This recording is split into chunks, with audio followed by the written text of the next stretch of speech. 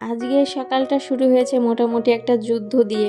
কোথা থেকে যে তোমাদের সঙ্গে শুরু করব সেটাই বুঝতে পারছি না। কারণ আজকে আমি ঘড়ির কাঁটা থেকে একটুখানি লেট, একটুখানি বলতে ওই 30 মিনিটের মতো লেট। তাই আজকে সারাটা দিন এই 30 মিনিট কভার করতে আমার দৌড়াতে দৌড়াতে পুরো একদম হালাত খারাপ হয়ে যাবে। তাই হাতের মাথায় এখন যে কাজ পাচ্ছি, যেটা না করলেই হচ্ছে না সেটাই করছি। ঘুম থেকে উঠে কোনো মতে ব্রাশ করে বাসি ঘরটা ঝাড় দিয়ে নিয়েছি। এবার ছেলেকে খাওয়াতে হবে, রেডি করাতে হবে, স্কুলে পাঠাতে হবে। মোট কথা এখন এই সময়টাতে এমনিতেই আমি হাতে সময় নিয়ে যদি ঘুম থেকে উঠি তখনই আমার এই সময়টাতে একটা ঝড় বয়ে যায়। আজকে যেহেতু আমি ওই একটুখানি লেটে পড়েছি, তাই আজকের গতিটা তো আমার দুরন্ত এক্সপ্রেসের থেকেও বেশি। তাই ঘুম থেকে উঠে প্রথম ছেলের জন্য একটা হেলদি ব্রেকফাস্ট বানাচ্ছি, কারণ ওকে খাওয়াতেই আবার অনেকটা সময় লেগে যাবে আমার। আজকে বানালাম সুজির উপমা। আর সুজির উপমাটা না খুব বেশি প্যাচপ্যাচে হলে ও খেতে চায় না, তাই একটু ঝরঝরা করেই বানালাম। এইদিকে আবার এক কাণ্ড হয়েছে। দুপুরের যে রান্নাটা শুরু করব দেখছি অনেক মশলাপাতিই নেই। যেমন আদা রসুনের পেস্টটা আমার সারা সপ্তাহে করা থাকে, আজকে দেখছি শেষ হয়ে গেছে, সেটা করতে হবে। আর এই যে ইনি হচ্ছেন আমার হেল্পিং হ্যান্ড, না আমি ওনার হেল্পিং হ্যান্ড বলতে পারবো না, তবে প্রত্যেকটা কাজের আগে থাকেন। রসুনের খোসাগুলো ছাড়িয়ে ওনাকে দিলাম বাকেটে ফেলতে, উনি বেল ফেলে এসেছে। আর ওই পাশে আমি দুপুরের রান্নার প্রস্তুতি শুরু করে দিয়েছি। ডিম সিদ্ধ দিয়েছি আর এক গুচ্ছ জামা কাপড়ও আজকে ভিজিয়েছি। ওই দেরি হয়েছে, তার সঙ্গে সঙ্গে আবার কাজগুলো আমি অনেকটা আজকে বাড়িয়ে নিয়েছি। তার জন্যই আরও যেন তো সকাল থেকে নাকানো চোবানো খাচ্ছি। ছেলেকে ওই উপমা খাইয়ে ওকে স্কুলে তো পাঠিয়ে দিয়েছি। এখন ওই মেশিনে জামা কাপড়গুলো কাচতে দিতে এসেছি। আর এইদিকে দেখুন, ও যে বললাম সব কাজের আগে থাকে, তাই ওই মেশিনে আমাকে কিছুতেই হাত দিতে দিচ্ছিল না, তাই দিলাম একটা বকা। আর মুখের ওই ঢাকনাটাও ঢেকে দিয়েছি, কারণ ওখান থেকে উনি নড়বেন না যতক্ষণ না জামা কাপড় কাচা ঠিক করে হচ্ছে। এদিকে আমি দুপুরের রান্নাটাও একটুখানি গুছিয়ে নিচ্ছিলাম। আর এর মধ্যেই দেখি ম্যাডাম এসে সমস্তটা উলটপালট করে নিয়েছে। আসলে যেদিন দেখবে কাজের একটা বিশাল চাপ থাকে, আর ওই দিনই বাচ্চারা না প্রচণ্ড রকম দুষ্টুমিও করে। আসলে ও যে দুষ্টুমিগুলো করছিল সেটা আমি দেখেও না দেখার ভাব করছিলাম, জানো তো।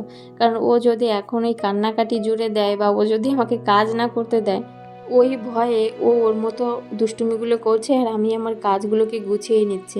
তার জন্য ওই সয়াবিনটাকে আমি সিদ্ধ করতে বসিয়ে দিয়ে আর ওই মশলাগুলোকে গুঁড়ো করে চলে এলাম মেশিনে জামা কাপড়গুলো নিয়ে উপরে মেলতে। এদিকে আবহাওয়াটাও যে খুব ভালো তা নয়, দেখেছো তো, আকাশে মেঘ আর প্রচণ্ড বাতাস হচ্ছিল। তাই ভাবছিলাম যত তাড়াতাড়ি মেললে জামা কাপড়গুলো শুকাতে পারি, যখন তখন বৃষ্টি আসতে পারে।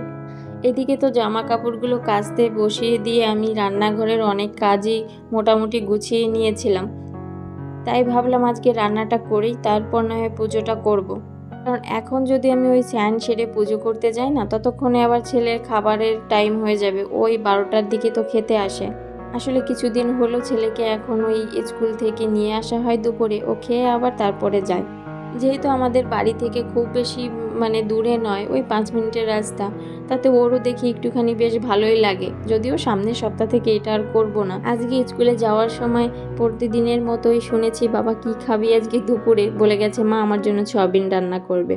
তাই ছেলের জন্য ওই সয়াবিনটাই রান্না করছি। আর সয়াবিনটা যেভাবে রান্না করছি সেটা আর তোমাদের সঙ্গে কি শেয়ার করব বলো।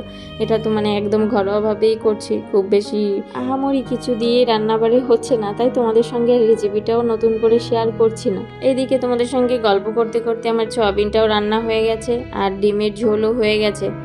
এইদিকে আমার ছেলেও চলে এসেছে দুপুরে খেতে, ওকে ভাতটা মাখিয়ে দিয়েছি, ওর লক্ষ্মী ছেলের মতোই খেয়ে নিচ্ছে। ওর খাওয়া শেষ হলে ওর বাবা আবার ওকে স্কুলে দিয়ে এসেছে। এবার আমি বেশ কিছুটা নিশ্চিন্ত, আর এখন আমার হাতে কিছুটা সময়ও আছে। তবে এনাকে নিয়ে যে আমি কি করব, বললামই তো সকালবেলা থেকেই আমার প্রচণ্ড কাজের একটা এলোমেলোভাবে শুরু হয়েছে বলে একটা চাপ ছিল। আর আজকের দুষ্টুমিটাও না প্রচুর করছিল, আর ওকে সামলে কাজবাজ করতেও না প্রচণ্ড কষ্ট হচ্ছিল। একদিকে আমি কাজগুলো গুছিয়ে নিচ্ছিলাম, অন্যদিকে দেখছি আরও বেশি কাজ আমাকে বাড়িয়ে দিয়েছে।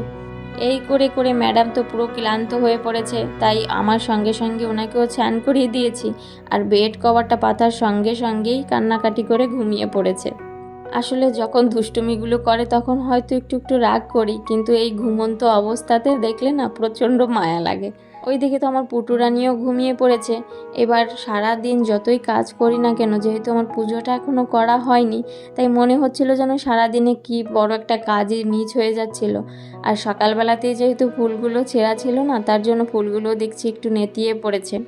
তাও ঠাকুর পুজোটা করে নিলাম। এবার একটুখানি শান্তি আর সমস্ত কাজবাজগুলো কমপ্লিট মনে হচ্ছে। এবার ভাত খেয়ে নিজেও একটা ভাত ঘুম দেব, যতক্ষণ না ছেলে ঘরে আসবে।